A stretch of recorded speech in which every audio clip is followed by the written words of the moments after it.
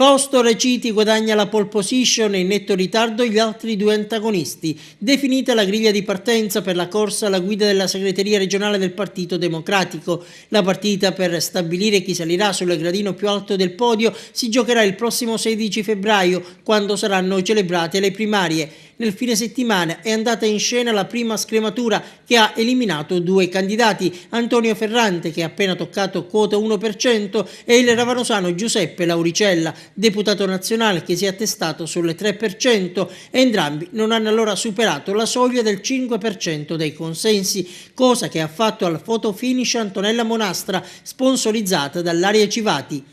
Alla fine dello spoglio delle schede ha ottenuto il 6%, dunque sarà in pista in terza fila. La seconda è occupata da Giuseppe Lupo. Il segretario regionale uscente ha messo assieme il 24% delle preferenze. E poi c'è lui, il giovane 29enne candidato unico di Renziani e Cuperliani.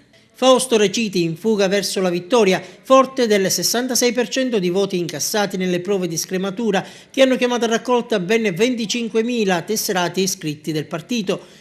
Premiata dunque l'accoppiata di due anime del PD profondamente diverse, fino a poco tempo fa divise e che oggi hanno trovato l'unità che passa anche dal ticket Raciti Spicola, il Dalemiano e la Renziana Doc, destinata a diventare vice segretario in caso di vittoria, che tranne clamorosi colpi di scena sembra ormai essere scontata.